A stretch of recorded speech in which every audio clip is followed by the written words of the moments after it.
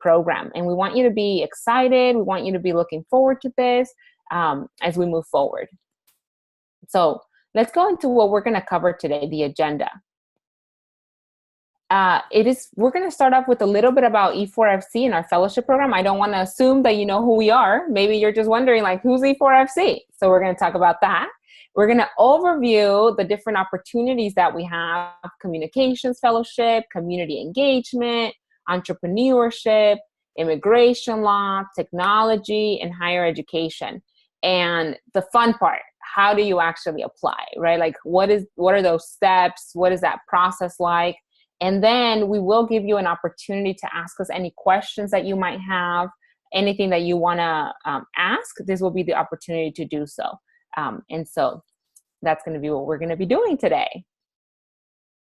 Let me share with you a little bit about E4FC. So E4FC, we really stand for transforming individuals and fueling broader change. We believe that with like support and resources, undocumented young people are able to get an education, pursue careers, and build brighter futures for themselves and their community. And I get to see this on the daily when I talk to students who have not, especially high school students who have not seen like something else is possible. Whenever we come and we do a presentation, we facilitate something for them, they are all of a sudden seeing something more being possible that they did not see before. And it's awesome. And so we're going to be doing that. We're going to be, that's a little bit about who we are. Now, E4FC fellowship program, specifically why we're in this conversation and in this webinar. We believe that education is key to personal transformation, the opportunity to learn, whether in the classroom, at a job site, or other forms. It gives individuals the agency to improve their own lives. And we offer fellowships to provide hands-on experience and community building and peer support. And the fellowship was for you, right? It's for you to grow, for you to gain skills that you could then take onto other facets of society. And you're going to get career training, professional development, mentorship, community building, opportunities. A couple of requirements: you must attend a program and kickoff retreat from June 30 to July 1st. Attend professional development trainings that are held on Fridays, and those trainings are different from each program. And you must be based in San Francisco Bay Area, with the exception of the Entrepreneurship Fellowship. So now let's get to it. Let's find out a little bit more about our fellowships. We're going to start off with a wonderful, wonderful person who's with us, and that is Maritza. So Maritza, go ahead and take it up. Thank you, Stefania. Thank you so much. Hello, everybody. My name is Maritza. I am a communications consultant here at E4FC, and I am so happy to introduce the Communications Fellowship to you. This is the first time that we're offering it. This is a brand new program. Just a little bit about myself. I joined E4FC 2 years ago, and as my background is in graphic design, I learned design at a vocational center, actually, in Los Angeles, and I worked in design and printed media in the private sector for over 15 years. And if I'm excited that we're creating this fellowship. And if you become a communications fellow, you'll be working directly with me, and I will try to show you everything that I've learned throughout the years and best practices as well. So through this fellowship, you will be creating custom graphics for E4FC's digital communications and campaigns. You'll learn how to update our educational materials as well as our website content. And then we're gonna learn how to make sure that all of those materials are, that they follow the E4FC's style guide. These are, so the most exciting part about the fellowship is that these skills that you're gonna learn can be used in the private and the nonprofit sector. And my hope is that through this fellowship, we can start talking about how graphic design can really be used to inspire other people, and how we can create and provide very clear and very useful information to reach undocumented students and educators. So for the fellowship benefits, you're gonna gain a basic understanding in layout and typography, both in printed media and online. You're gonna learn to update websites, such as, through work solutions. You're also gonna learn how to do project management through different tools, especially sometimes you might need to work with in a team, and sometimes you will have many projects going on at the same time. So it's very important to learn how to manage that. And also you're gonna learn the basics on graphic design software. The most popular tools out there right now, it's Photoshop, Illustrator, InDesign. And then also you're gonna learn how to manage different channels such as Facebook, YouTube, and Benchmark.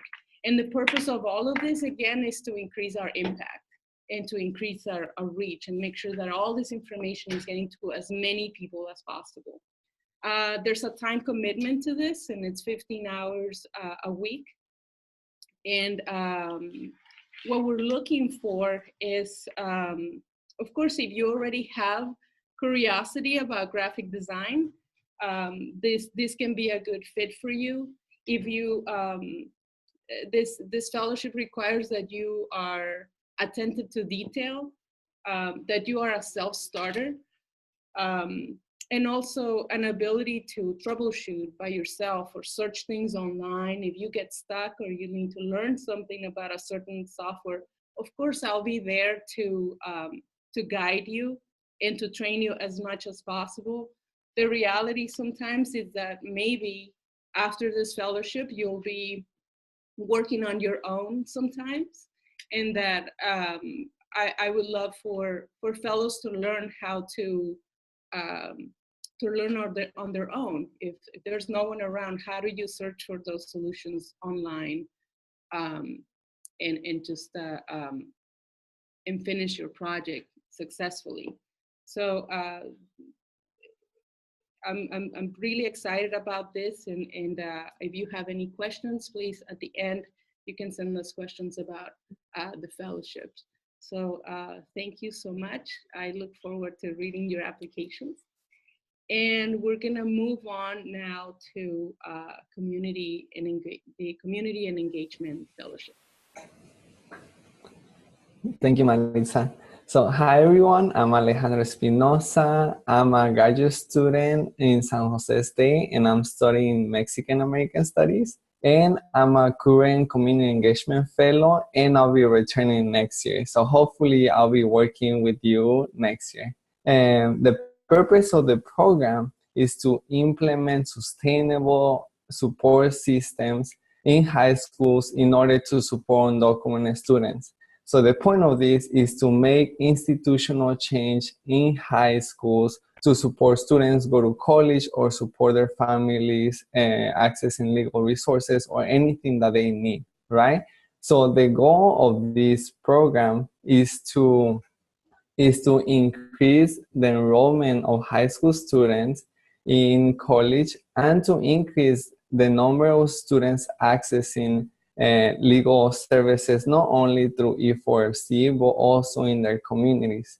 The way I see this program is that we fellows facilitate the building of bridges among students, families, and school staff with with organizations in their communities, whether it's legal services or nonprofits or companies. We facilitate the building of those bridges so that way students and their families have access to those resources. And I think the reason why I joined this program is because of their goal and their purpose. Because oftentimes communities have the resources and they have the power to succeed in their jobs, in their schools, or in their lives, but they might not know the resources that they have around them, and they might not have access to them. So that's why I think this program is so important, because communities need to have access to those resources, and they need to be informed about those resources in order to succeed, whether it's in high school, whether it's attending college, or whether it's in their communities, right? So I think that's something that really drove me to apply to this fellowship, and I think it has been a great experience. And so now, some of the roles and responsibilities of this is that the next year applicant will have the opportunity to work closely with me and other 4 fellows based in 4 different sites. And the role of the incoming fellow will be to develop customized projects depending on the needs of the site where they're working, right? So some of us have made internship opportunities for students in the schools. Others have built a dream club in their high schools, and others have prepared parent trainings in order to inform families about what does it look like when their children are applying to college, or what does it look like to get financial aid and things like that. So I think all these programs are based on the needs of the site. And the other responsibility that the fellow will have is that they will be connecting with already existing support networks at other sites, right? So they'll be connecting with people, with another fellows in San Francisco, in Oakland, in San Jose, so that way we all come together and build a network of support for undocumented students in high school. So now, who are we looking for? We're looking for someone who's interested in interning in a site in Contra Costa County, someone who's at least 2 years in college, who's a self-starter and innovative, who has a strong written and communications skills, and someone who has the ability to connect with high school students, with their families, and with educators at the high schools. And also someone who's flexible, who has a flexible schedule. And concerning the schedule, the time commitment is 20 hours per week. I think this is a really amazing opportunity. I really encourage you all to apply, because through this opportunity, I have been able to grow as a person, as a professional, as an organizer, and it has allowed me to apply what I learned in the classroom to real life circumstances.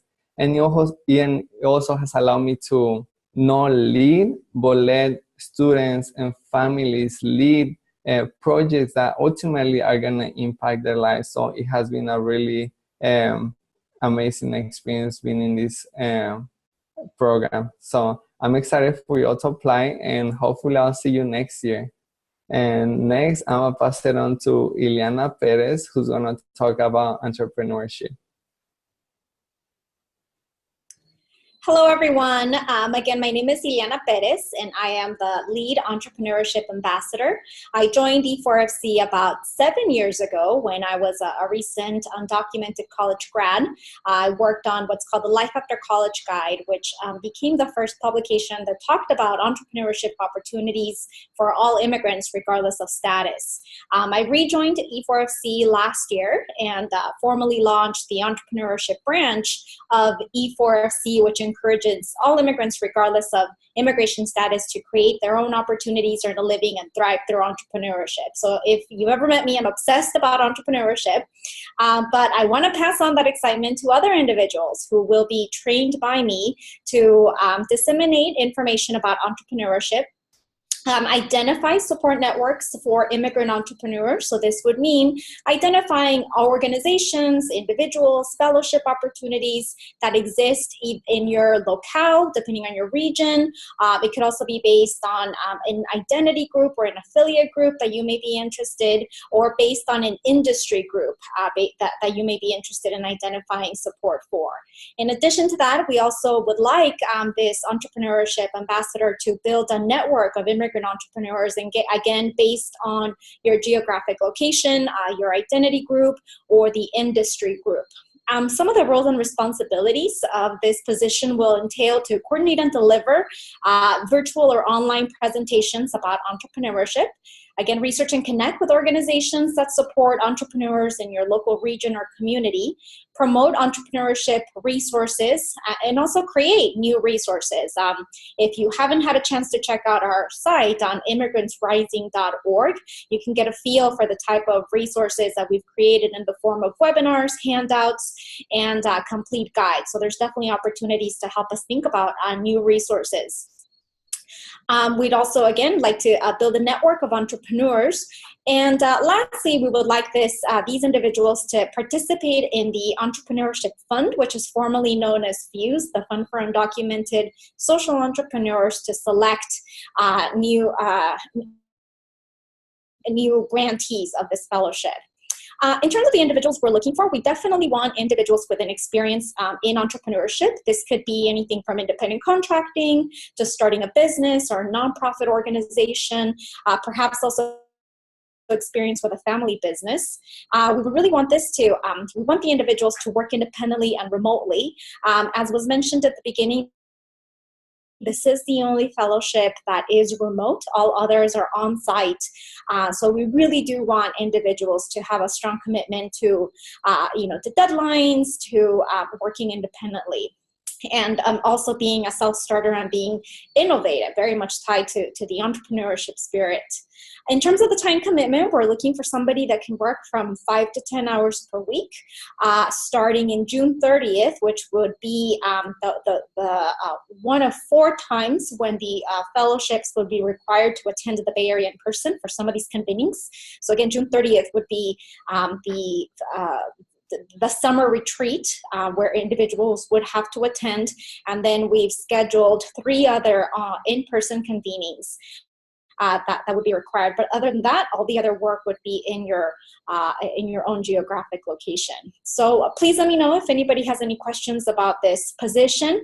Feel free to email me, and I'm really, really excited to get the opportunity to work with the new fellows that join us. Thank you. And now I'm going to pass it on to Juliet, who's going to talk about the law fellowship. Okay. Hi, everyone. My name is Juliet. I'm a student at UC Berkeley. I'm in my 3rd year right now. I'm studying legal studies and media studies, and I'm part of this year's legal services team. We're a team of 4. And I'm going to talk a little bit about the program and then share a little bit about my experience. Well, it's been a really great year for me. I've learned so much, and we actually got super close with my team. We're such a great team, and I mean, unfortunately, I'm not going to be here anymore next year, but you are going to be with Ale and Jesus, who are amazing. They're the coordinators of the legal services, and they're super easy to talk to, and they support you a lot. So about the program, the core of the legal services program is the DIS, the Dream Intake Service, and it's a free online immigration screening tool that users across the country are able to use. Basically, they input their information that's tied to their immigration status, and we analyze, then the fellows receive this information and we analyze it, and we see if they may be eligible for any potential immigration remedies. This service is anonymous and it's free, and I think that's why it's super important, because as we know, lawyers are super expensive, and a lot of people, what I've seen through my time here is that a lot of people are eligible for a lot of remedies, but they don't know about them because, they don't have the resources to seek out legal help. So this resource is super important for our community. Another aspect of the program is the immigration law training fellows receive. So we do get trained on all the immigration potential remedies that people can be eligible for. We're trained by immigration practitioners that have a lot of experience in the immigration field, and then this knowledge that we learn, we're able to put into practice with the cases that we see through the DIS. So now I'm able to talk about the immigration law concepts, which sometimes they can be super complex, but you always get support from the people around you, and they're able to explain it to you if you have a lot of trouble with them. So we also have bi-weekly trainings at the E4FC offices on Fridays. The trainings are usually really fun. We always get food, and we have, we learn about a lot of things, but we have like professional development workshops. We have check-ins. We also talk about sometimes some issues we may encounter with the DIS or anything related, anything that comes up. Like I said, they are pretty fun. I always look forward to them. So the roles and responsibilities that you will have as a fellow, you'll be responsible for the intakes that are assigned to you. Usually you might get 1 to 3. Then this intake, you have to analyze it, see if the user is eligible for any potential remedy. After this, we send this draft. So you draft it out, and then we send this draft to Mari, who's an amazing attorney that works with us. She's super awesome. And then she sends it back to us, and we write out a final draft, and we send it back to the user. For the second part of the program, fellows do begin participating in the follow-up calls. So the follow-up calls are offered to users who may be eligible for some remedy. During the follow-up call, they're able to ask us any questions, or they're able to ask for any clarification of anything that was shared in the memo. This call is supervised by an immigration practitioner. So, if you don't feel as comfortable, it's okay, because they're always there to support you, and they're always there to answer any question that you may not be able to. So who are we looking for? We're looking for someone who has at least 2 years of college experience and is willing to learn new skills, try new experiences, has excellent written and verbal and interpersonal communication skills, has strong critical thinking, and is detail-oriented. And most importantly, I would say that you should be able to, you do learn along the way, but it's really important that you're able to work independently and work remotely, because a lot of the work that we do is done on your own time. So most of the communication, any questions or comments that you may have for Ale and Jesus, that will be done through the phone and through emails. Like I said, we do have the bi-weekly trainings, but for the most part, you should be able to set up your own schedule and work, manage your time very well.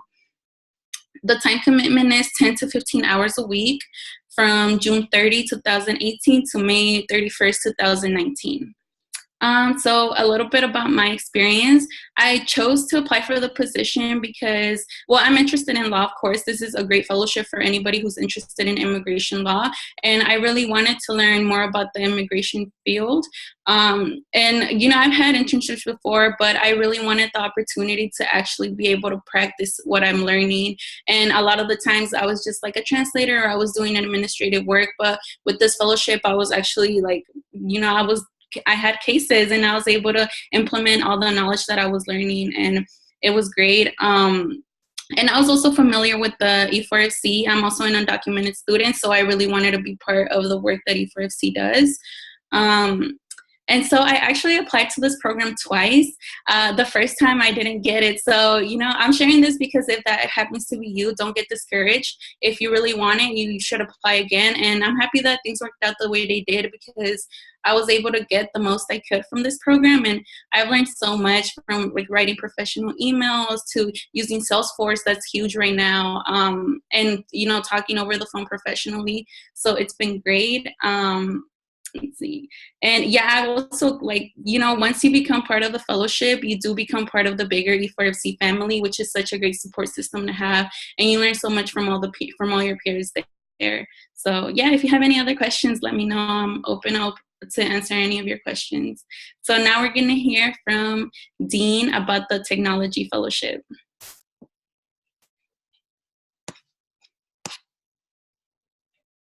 Manager here at E4FC, and I'd like to talk about the Technology Fellowship program that we are introducing this year. So in the past 2 years, E4FC has transitioned a lot of our workload and basically utilizing a lot of the tech tools that's available to us, primarily Salesforce and Zapier. And basically what this program does is it gives you hands-on training with the technology used by nonprofits, primarily Salesforce and other cloud-based apps. So with this fellowship, you'll be working directly with me, and you'll get the experience of working on a tech-based project. And basically, you'll have the opportunity to basically kind of work on a project from concept to planning to implementation. And I think that's a really great experience. If that's something that you want to experience. And one of the primary responsibilities of being part of this program is you basically, learn how to configure things. And also, you'll be providing support to me when we're working on these projects. So you'll have a lot of, you'll learn a lot with this. Basically, what my personal goal is for educators for fair consideration, I've been here for about 2.5 years, is that get us to a level where we are data driven, using the technology, using the data that we gather through the technologies that we're creating right now. A lot of the platforms that's used right now by our programs, such as the legal services team and the higher education team and the community education team, is basically built by me, and you'll be helping make that better. So what I'm looking for is like someone who has a strong problem solving skills. Basically, you'll be doing a lot of things, figuring out why things don't work, why bugs are happening. So that usually requires a lot of Googling and a lot of going through forums. So that's always fun. I'm also looking for someone with some computer skills, basic computer skills, preferably a little bit more preferred, but not required, is like basic IT experience. Basically, a lot of this is kind of like knowing how computers work for the most part, but that's not a required thing, but I'm willing to train someone for that. And another one that I'm looking for is like someone who's able to work independently and remotely. I only require the technology fellow to come into our offices at least once or twice a month. But and a lot of the projects are going to be done remotely, either through video calls and like through phone calls and whatnot. And we're looking for someone who can work like that. So the time commitment for this program is 5 to 10 hours a week. Depending on your availability, we might be able to bump that up too. We'll see. This is a new program, and hopefully, if you have any questions regarding this program, send us a question on the chat box down there, I think. Or if you're on our webinar, just share that with the Q&A section or the chat box, I believe. Chat box, right? Yeah. All right, well, I'll go ahead and pass this on to Shayla. Shayla on? I think Shayla's about to join us, so I'm going to get started and give you some information. My name is Nancy Jeditis, and I work as the Director of Higher Education Initiatives. Great. Hi, everyone. We're waiting for Shayla. She's going to be joining us soon. She's our Higher Education Fellow this year. My name is Nancy Jeditis, and I work as a Director of Higher Education Initiatives. And I'm really excited to be talking to you about the program that we have and the fellowship that will be opening for the second year here at Educators for Fair Consideration. So the program that we work really does try to help increase institutional support for undocumented students at California colleges and universities, and really try to elevate best practices to increase academic success for undocumented students. So not just having individuals look at their work from a perspective of how can I work as an individual student, but how can we make sure that colleges and universities are taking the steps that they need to be able to receive undocumented students, know the laws, and not have to reinvent the wheel. If one college is already doing something really well, then how can we share that knowledge out with other schools to make sure that they'll be able to be best supported in that way. The other thing that we do a lot as our program is create educational and resource materials to inform students, educators, and allies about the California DREAM Act, about how to make sure that they get in-state tuition eligibility, making sure that they know about new laws like SB 68, which just came through, and creating a resource library, such as our educational resource binder, our quick guide to support undocumented students in college access in California. So the roles and responsibilities of the fellow will be to lead presentations about accessing or paying for college as an undocumented student, providing input in the design and dissemination of educational and resource materials, and working to develop social media content and participate in webinars. If you're a fan of us on E4FC, you've already seen our amazing fellow, Shaila Ramos, who's been doing a lot of great social media content and videos to help increase knowledge for both educators and students to make sure that they are able to get the information that they need. And the other thing that is we would like for this individual who's doing this is to be someone that would be willing to share their own personal story and use that to help inform current educational policy and move the discussion forward. So what we're looking for is somebody who's already graduated from a four-year college or university that really is passionate about presenting to educators and counselors and administrators. And there will be some presentations that will be the students, but the majority of the work will actually be working with the educators who are working directly with their students. Someone who's knowledgeable about institutional barriers that undocumented students face. So not just the barriers that one faces as a student individually, but what are some of the bigger barriers that are going on. And it would be great if the individual actually had some more familiarity or direct experience with California community colleges. So the commitment is about 15 to 20 hours a week, and it would be between June 30th and May 31st. And we were hopeful that our amazing fellow from this year for higher education will be there, and it looks like Shyla is trying to get her camera to work. And yay, here she is. So I'm gonna jump us over to Shyla now and hear directly from her about some of her work and experience that she's had. It's my turn. I'm on? Hi, everyone. My name is Shyla Ramos. I'm the Higher Education Initiatives Fellow for this year. So just to go over the program, the higher education program really quick.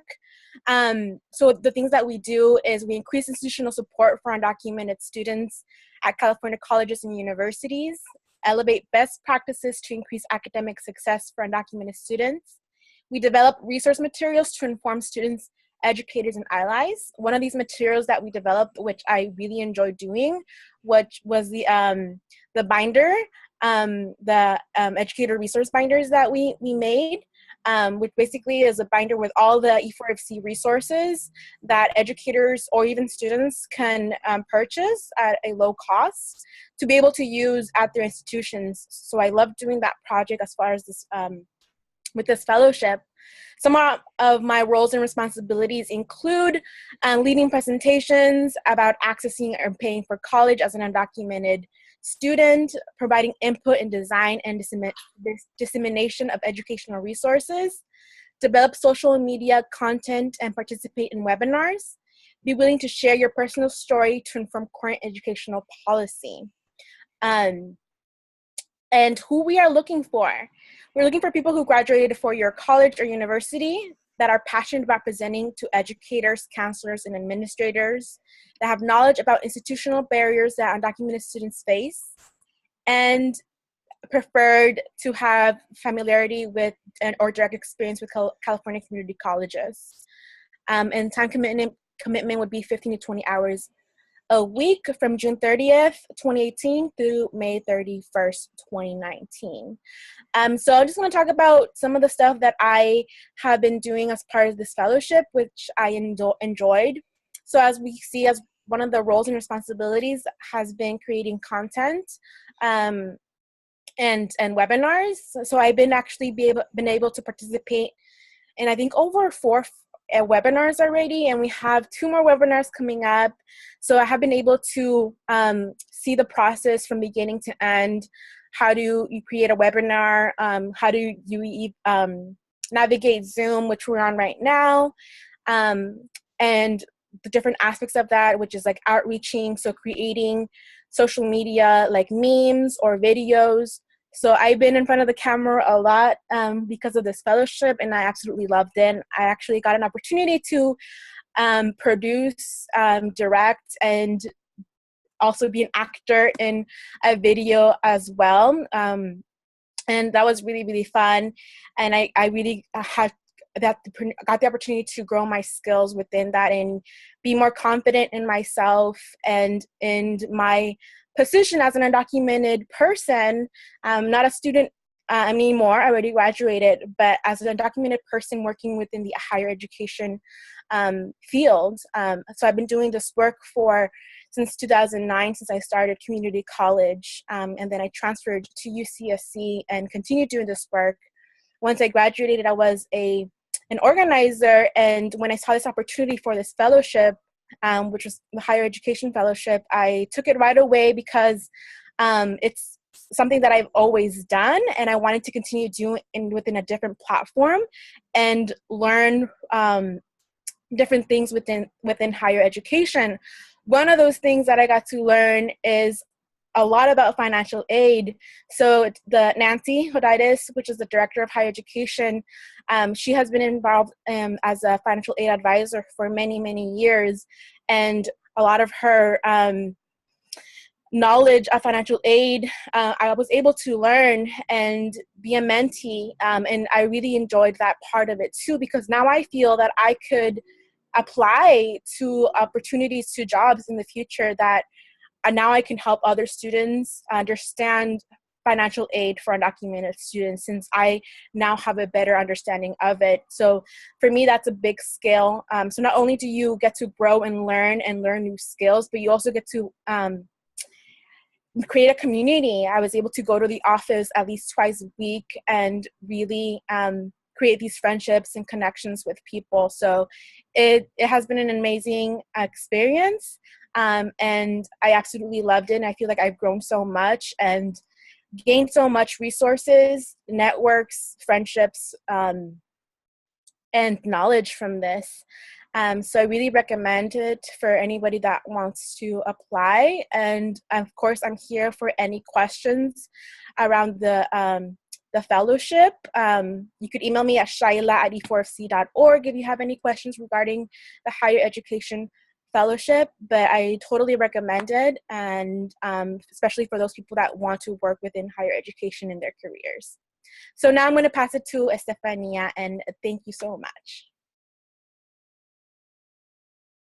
Thank you, Shayla. Thank you, everyone, for everything you've shared, all of the wonderful fellowships. We're now going to be talking about how do you actually apply for any one of the fellowships that we've just talked about. We've talked about 6 fellowships total. So you would visit fellowships.e4fc.org. You could take a screenshot, right, or be writing down this information. So you would go to fellowships.e4fc.org. You would fill out the online application and then email your resume to fellowships@e4fc.org. And write the fellowship name in the subject line and name your resume and the name of your resume with your first and last name. For example, alejandraguillen.pdf, right? If it was me, estefaniahermosillo.pdf. And I would write my fellowship name in the subject line. No, we pay attention to those kind of details. So be sure to do that. And then the deadline is May 1st, 2018 at 11:59 p.m.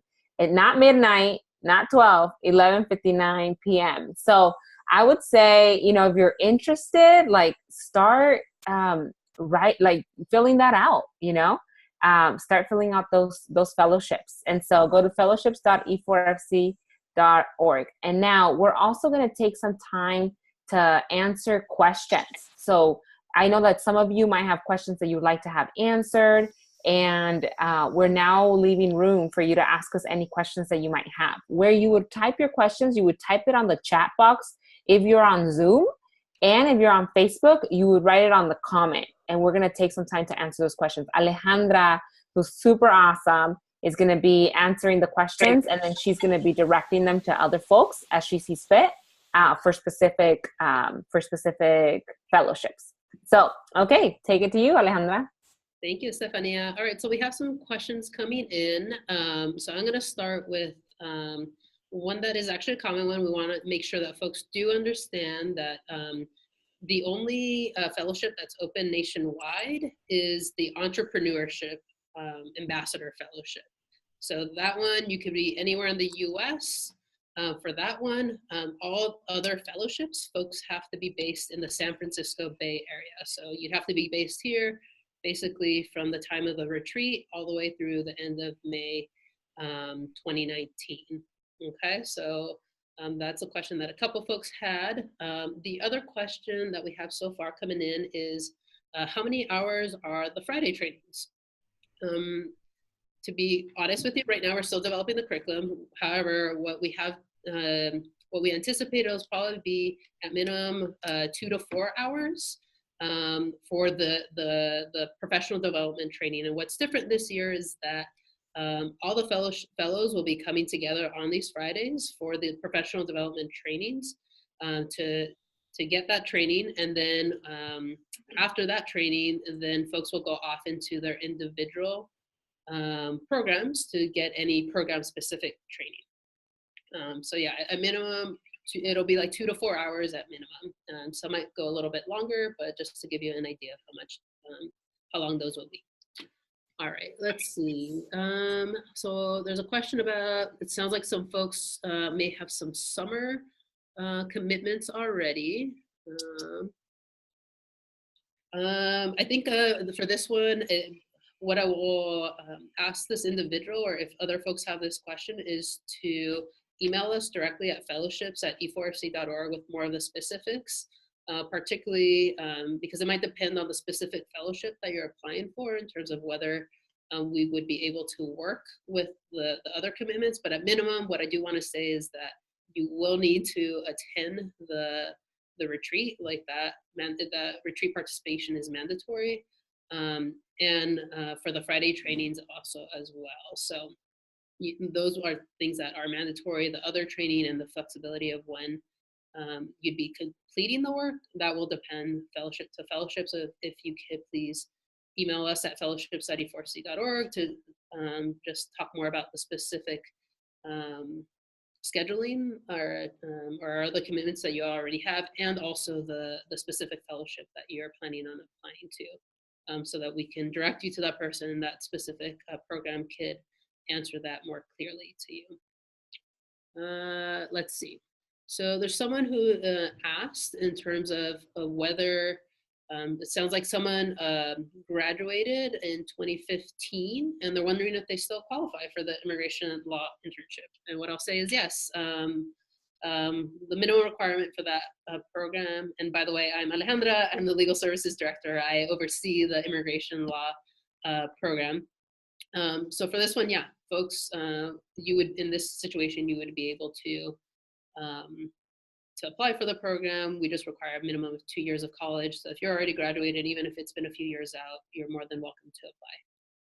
So do we have any other questions come in? All right, we're gonna wait. Yes, I had some come in regarding the entrepreneurship initiative. So it would go to Ileana. It's will you consider folks that have no previous experience in entrepreneurship but have experience in their communities and are undocumented, or have many, and then also how many entrepreneurship fellowships are available? That's what's being asked. How many are available total? Sure.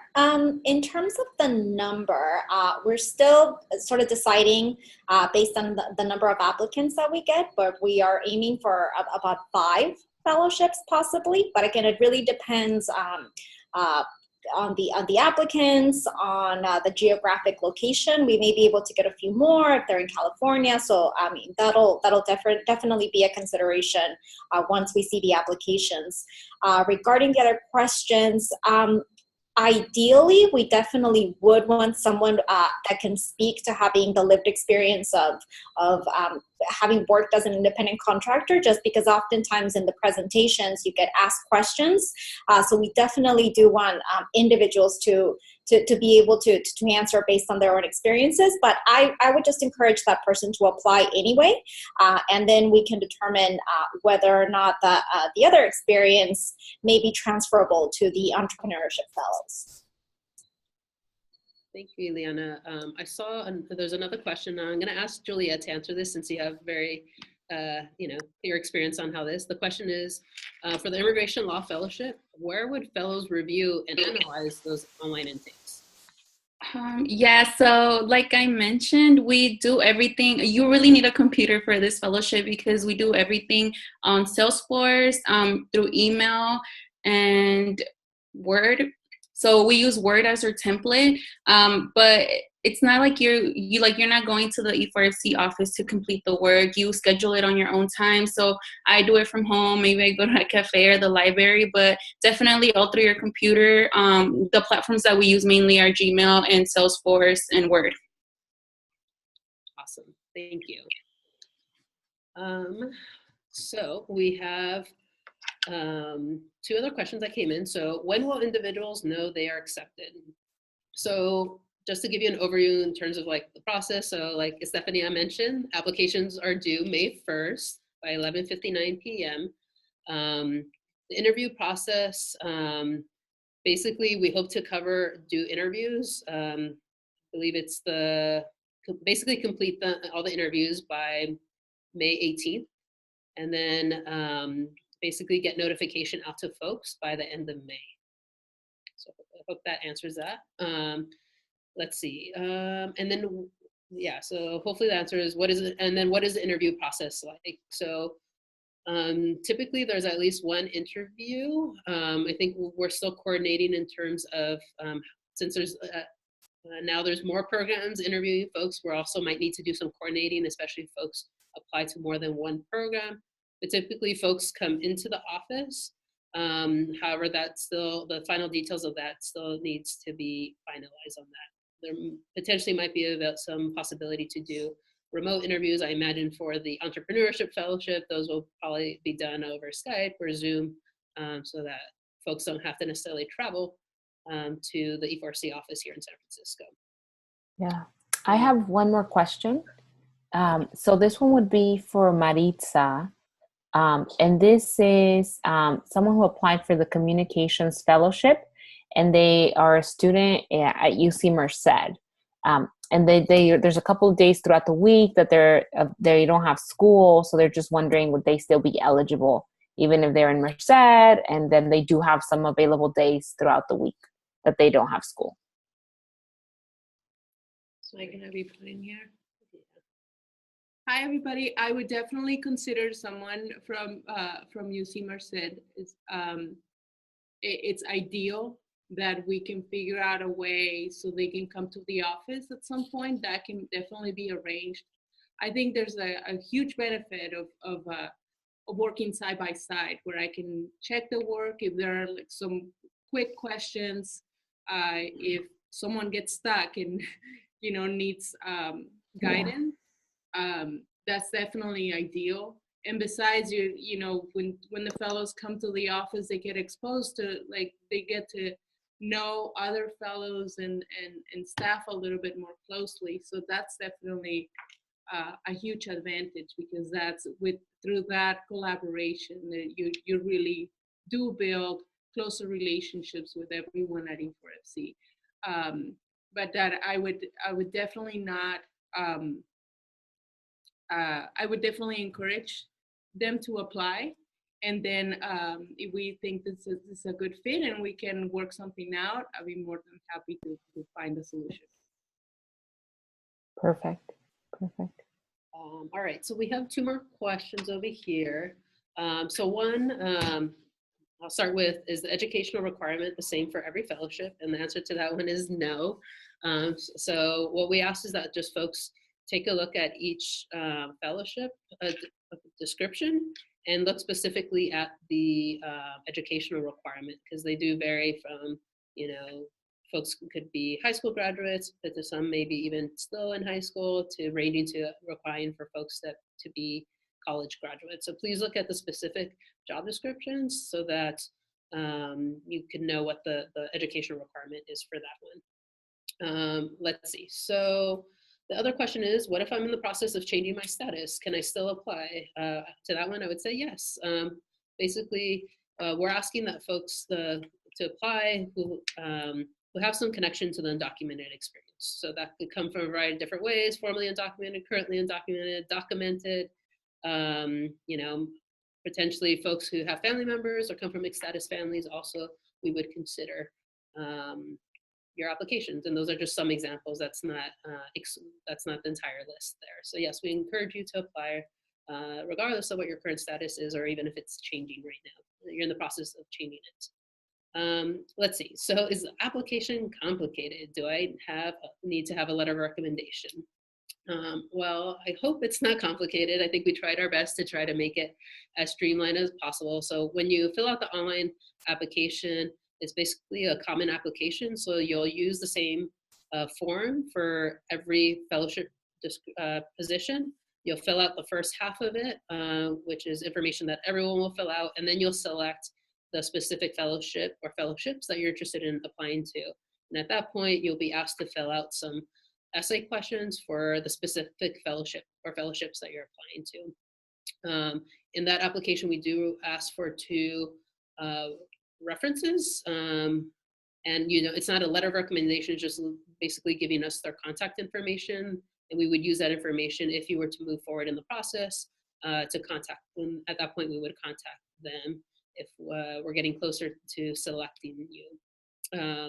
The other part is that once you do the online application, like Estefania shared, we're asking you to send a copy of your resume, and you would send that to fellowships@e4fc.org. Let's see. What other questions do we have? Estefania, do you see any other ones right now that I've missed? There was simply one about someone who graduated from a school, like if they graduated, are these opportunities available for Illinois graduates? So from someone who's graduated from Illinois. So again, the Entrepreneurship Fellowship is the one that is national, where people from across the United States could apply. The other fellowships are more focused in the Bay Area. And if you graduated from a different university and are living in the Bay Area, for sure you could apply. And again, even the person from UC Merced, it's just nice to have someone who's available, who we sometimes work with side by side. So if you can make it work, we still encourage you to apply. We wouldn't say don't apply, but know that we are considering Bay Area applicants, people who are available in the Bay Area for most of the internships, for most of the fellowships, except for the Entrepreneurship Fellowship. Cool, thank you. I think we have another question coming in. Let's see. So I think it's around what's the compensation? The all-important question. How much money, right? Basically. So it varies. This one also varies from position to position. And that's largely due to the time commitment that we're asking for folks. So please look at the specific job descriptions to be able to get a sense of what that the compensation or the stipend would be for each fellowship. All right, so I think while we're waiting for other questions to come in, I wanted to ask, let's see if Alejandro would answer this question. So for those who, let's see. So for someone maybe coming into the community engagement position, what word of advice would you give to that individual?